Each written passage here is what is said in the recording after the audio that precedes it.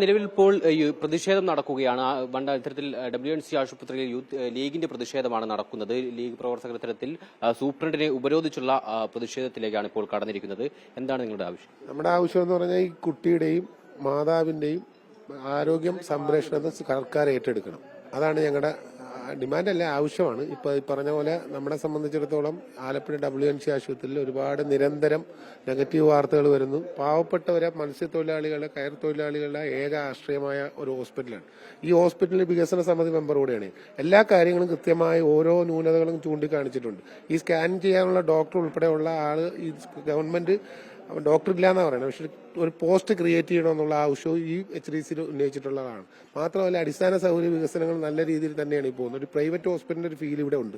പക്ഷേ വികസന കാര്യങ്ങളിൽ മാത്രമേ നമുക്കൊരു അറ്റൻഷൻ പറ്റൂ. പക്ഷേ ബാക്കി ഡിപ്പാർട്ട്മെന്റ് തലത്തിലും അതുപോലെ തന്നെ ആധുനിക സേവന രംഗത്തുള്ള കാര്യങ്ങൾ കൃത്യമായി സൂപ്രണ്ടിന്റെ നേതൃത്വത്തിലുള്ള ഡോക്ടേഴ്സും അതുപോലെ തന്നെ അനുബന്ധ സ്റ്റാഫും ചെയ്യേണ്ട കാര്യങ്ങൾ കൃത്യമായിട്ട് ചെയ്യുക. മാത്രമല്ല ഈ കുട്ടിയുടെ വിഷയവുമായി ബന്ധപ്പെട്ട് മാതാവിന്റെയും ആരോഗ്യ സംരക്ഷണം സർക്കാർ ഏറ്റെടുക്കണമെന്നാണ് മുസ്ലിം ലീഗിന്റെ ആവശ്യം. കുട്ടിയുടെയും മാതാവിന്റെയും ഉൾപ്പെടെ ആരോഗ്യ സംരക്ഷണം സർക്കാർ ഏറ്റെടുക്കണമെന്ന് ആവശ്യപ്പെട്ടാണ് ഇപ്പോൾ ലീഗ് പ്രവർത്തകർ സൂപ്രണ്ടിനെ ഉപരോധിക്കുന്നത്. സൂപ്രണ്ട് കൂടി ഇവിടെയുണ്ട്. യഥാർത്ഥത്തിൽ എന്താണ് സൂപ്രണ്ട്? ഇപ്പോൾ ഇവരുടെ ഡിമാൻഡ് മുകളിലോട്ട് പറയുക എന്നുള്ളതാണ് അവരെന്നോട് ആവശ്യപ്പെട്ടിരിക്കുന്നത്. അപ്പൊ ഞാൻ DMOയോട് ഇപ്പൊ തന്നെ അത് ധരിപ്പിക്കും. അവരുടെ ചികിത്സയുമായി ബന്ധപ്പെട്ട് എന്തെങ്കിലും പിഴവുണ്ടായോ? ചികിത്സയുടെ എല്ലാം നമ്മളിപ്പോ ഓരോരോ അന്വേഷണങ്ങളിലൊക്കെ അല്ലേ അദ്ദേഹം. അപ്പൊ അന്വേഷണം നടത്തിയില്ലേ? DMO ലെവൽ അന്വേഷണം ഉണ്ടാവുമെന്ന് അറിയിച്ചിട്ടുണ്ട്. അപ്പൊ നമ്മളത് അതുമായിട്ട് ബന്ധപ്പെട്ട് അതിന് നിങ്ങൾക്ക് ആ ഒരു തരത്തിലുള്ള ക്ലാരിഫിക്കേഷൻ കിട്ടുമല്ലോ. സ്കാനിങ്ങിനൊന്നും തന്നെ അങ്ങനെ കണ്ടെത്താൻ കഴിഞ്ഞിട്ടുണ്ടായിരുന്നു? കിട്ടിയില്ല. സ്കാനിങ് എല്ലാം നമ്മൾ ക്രമാനുസരിച്ചുള്ള എല്ലാ സ്കാനിങ്ങും ചെയ്തിരുന്നു. പക്ഷെ അതിനകത്തൊന്നും നമുക്ക് അതങ്ങനെ സംശയിക്കത്തക്ക ഒന്നും ഉണ്ടായിരുന്നില്ല. ഡോക്ടർമാരുടെ പിഴവാണോ അതോ ലാബിലുള്ള ഡോക്ടർമാരുടെ പിഴവാണോ?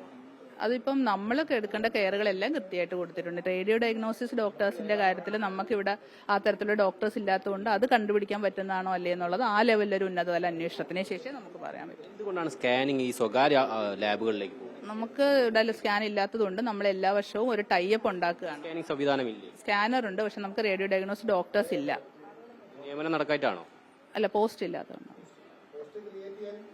മുസ്ലിം ലീഗ് ആവശ്യപ്പെട്ടിട്ടുണ്ട്. മുസ്ലിം ലീഗിന്റെ HDC മെമ്പർ എന്ന നിലയ്ക്ക് ഞാൻ കൃത്യമായി എല്ലാ മീറ്റിംഗിലും കഴിഞ്ഞ ദിവസം നടന്നത് പാർട്ടി ആവശ്യപ്പെടുന്നതിലുപരിയായി പാർട്ടി ഒരു ഉത്തരവാദിത്വം ഏൽപ്പിച്ചാണ് ഞങ്ങളെ പോലുള്ള ഓരോരുത്തരും മെമ്പർമാരാക്കുന്നത്. എന്തായാലും ലീഗിന്റെ പ്രതിഷേധം ഈ WNC ആശുപത്രിയിൽ തുടരുകയാണ്. സൂപ്രണ്ടിനെ ഉപരോധിച്ചുള്ള പ്രതിഷേധമാണ്. നമുക്കറിയാം ഈ സംഭവം എന്ന് പറയുന്നത് വളരെ ദാരുണമാണ്.